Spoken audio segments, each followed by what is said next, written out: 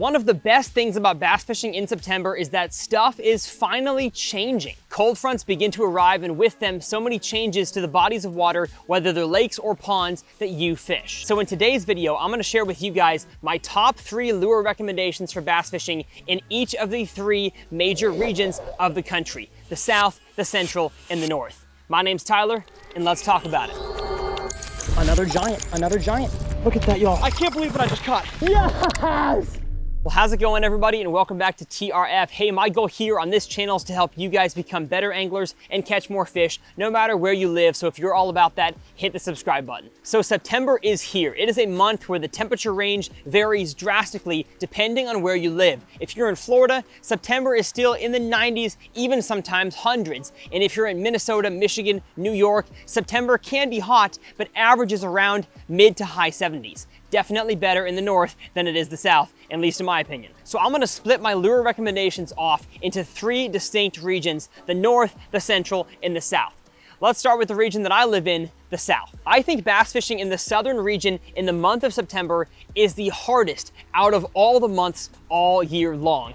I don't care where you live, Texas, Louisiana, Alabama, Florida, the South is hard to catch bass in September. Not impossible, but hard. During September, the southern region may only get one minor cold front throughout the entire month, and that cold front really won't do a whole lot to change water temperature or air temperature where you're fishing, and so you can kind of expect very tough late summer conditions until we finally in the South get to fall. So here are my 3 lure recommendations for September bass fishing. Starting with number 1, and that is the topwater frog. Remember, I just told you that September bass fishing in the South is still just like late summer, and so if a frog worked in the late spring, the summer, and the late summer, you can bet your bottom dollar it's still gonna work in September. Now, in this late summer time period, oftentimes the vegetation in ponds has grown so thick and into such deep water that the shallow water is just choked out with vegetation, and oftentimes bass can't even live there. And so one place that I am sure to target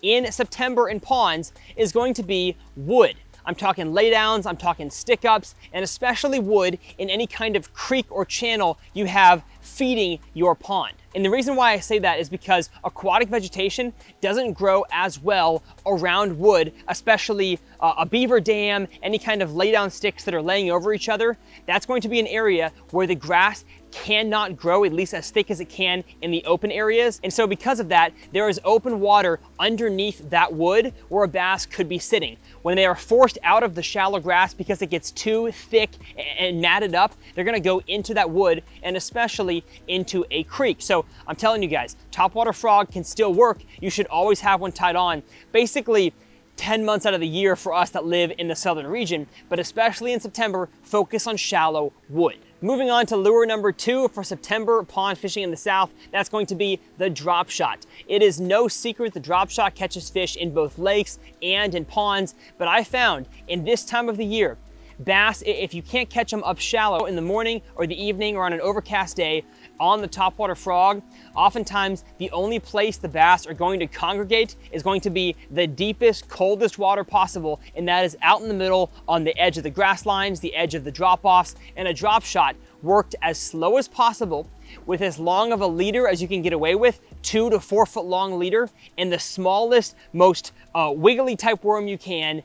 Again, worked the slowest you can is going to get you a bite during this time period. And I'm gonna stress this once again, working your drop shot as slow as physically possible is going to get you more bites during the month of September. During October, November, you can start to speed that up a little bit, but oftentimes during those months, the reaction bait bite gets better, so I'm not even gonna throw the drop shot again until the winter. And my 3rd recommendation for the southern region is going to be a staple all year round, really for any region, and that is a weightless soft plastic jerkbait. The weightless jerkbait, also known as the fluke, is a fantastic lure to imitate baitfish and bluegills of all various types and sizes, and throwing it weightless allows that bait to fall extra slow. Even in deep water, I'd recommend throwing it weightless because it really entices a bass to eat. Maybe it's seen tons of Senkos, it's seen tons of creature baits, it's for sure seen tons of chatterbaits, and if you throw something similar to the drop shot, but falls even slower, and you can twitch it back and forth. They get intrigued, they come look at it, you twitch it once, and they're like, what the heck, I'm gonna eat that thing. Now, the soft plastic jerkbait does belong in every category during this video, but I'm just gonna mention it in this one because it truly is a cheat code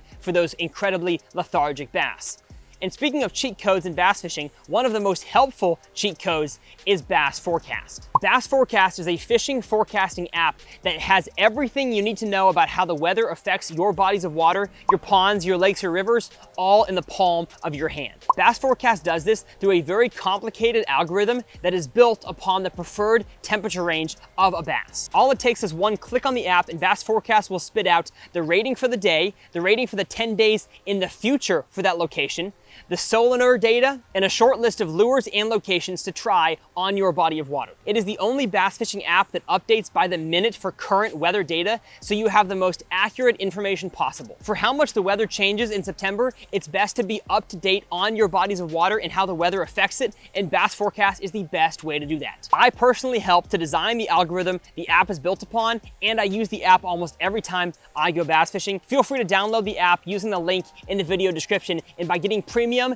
you get a $10 Tackle Warehouse gift card, making it completely free. So now that y'all know about the cheat code, let's talk about the Central Region's 3 lures. Now, unlike the Southern region, the Central region definitely will get a few more minor cold fronts throughout this month. And when I say cold front, I also mean nighttime cold fronts. So the daytime high might not really change, but oftentimes the nighttime low for a few days in a row will get significantly colder. That is also a cold front in my definition. So knowing all that, let's go to my first lure for the Central region.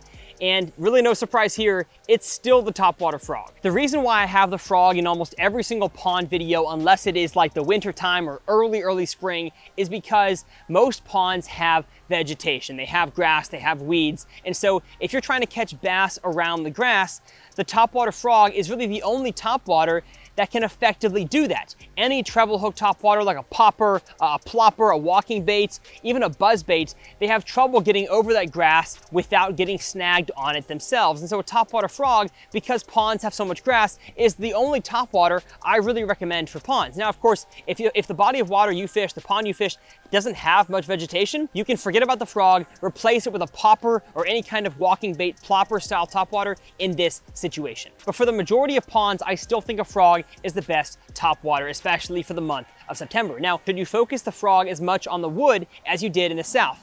Well, you can, you're still gonna catch fish there, but oftentimes the grass in the Central region is not gonna be as matted up as it is in the south, and so you can still afford to throw a frog over shallow vegetation, really anywhere in your pond, and catch fish. As long as there's some kind of opening or canopy underneath that grass, or maybe it's a bigger grass flat and the grass is kind of scattered throughout, you can still throw a topwater frog. Now, let's say you're in the Central region and you've been hammered by cold fronts a lot more than usual. Some of that grass will start to die off. And so I'm gonna talk about it in this region and the northern region especially.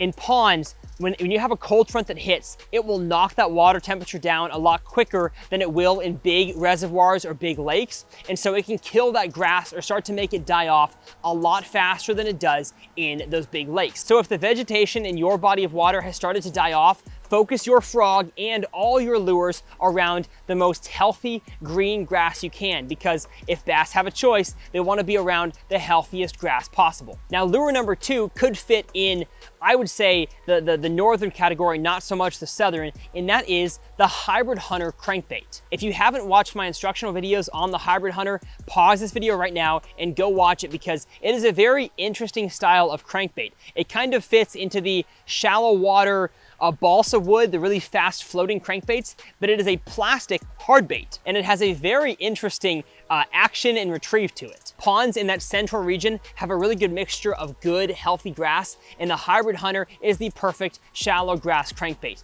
I don't have a whole lot else to say about it. You have to go watch my instructionals on it because it catches bigs. If your bass are aggressive and they are around shallow grass, there is no better crankbait to cover water and catch fish with than a Hybrid Hunter. And my third lure for this region, which really could fit in all 3, is a vibrating jig. If you've got shallow vegetation or really shallow open water with water temperatures that are dropping a little bit, the Thunder Cricket can absolutely turn on. If you've got bass that are feeding on bluegill, a green pumpkin vibrating jig is one of the best ways to catch fish. There's really not anything specifically September about the vibrating jig here in the central region, but just throw the dang thing. If you don't have one, pick one up. I'm just telling you, they catch fish all over the place. And even though you might know they work, maybe you've gotten yourself into a habit of not throwing one, throwing a different lure. It's probably about time, as the fish start to see less lures as guys go hunting, to get out there and throw a vibrating jig and commit to it, because you'll find a pot of fish that are hungry, active, and feeding,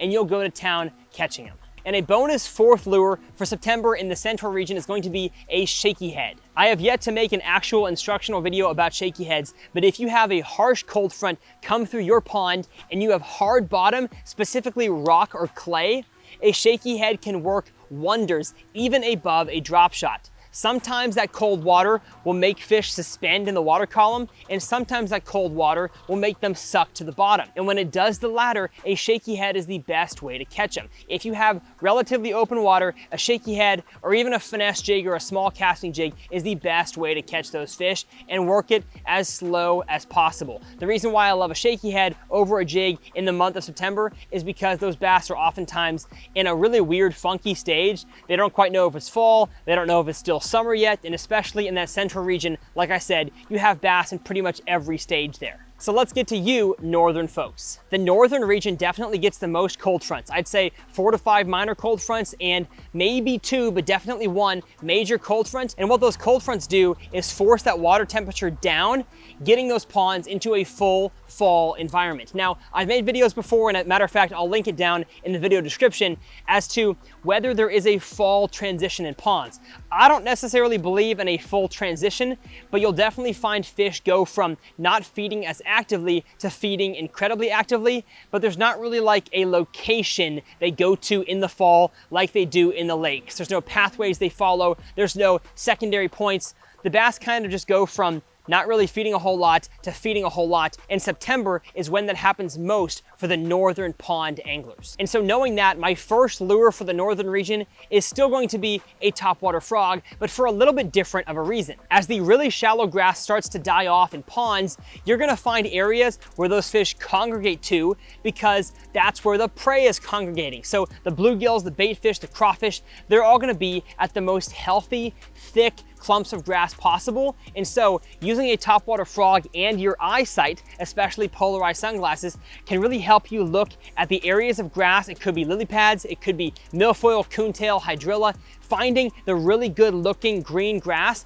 and targeting those areas with a frog is going to be the fastest way to catch topwater bass. Now, if your cold fronts have come and it started to knock off a ton of the grass, a topwater frog can still catch them, but oftentimes bass will move from being incredibly focused on living around the grass to just kind of moving around. So a buzz bait, a walking bait, if the grass is low enough underneath the water, can be better ways of catching bass on topwater. But if you still have some really healthy mats in the areas where there's not healthy mats, not healthy grass, target your frog around the healthy areas. And my second lure for the northern region is going to be a spinnerbait. Now, the reason why I'm putting a spinnerbait on the list over a vibrating jig for this region is because as that vegetation starts to die off, a vibrating jig, a crankbait, like a hybrid hunter, they really start to grab that dead grass. And because healthy grass allows your bait to rip out and get clean a lot easier than dead grass does, it's just better to throw the most weedless reaction bait possible, and the spinnerbait is better than all others. I'm not saying you can't catch them on your favorite lipless crankbait, your favorite flat-sided crankbait,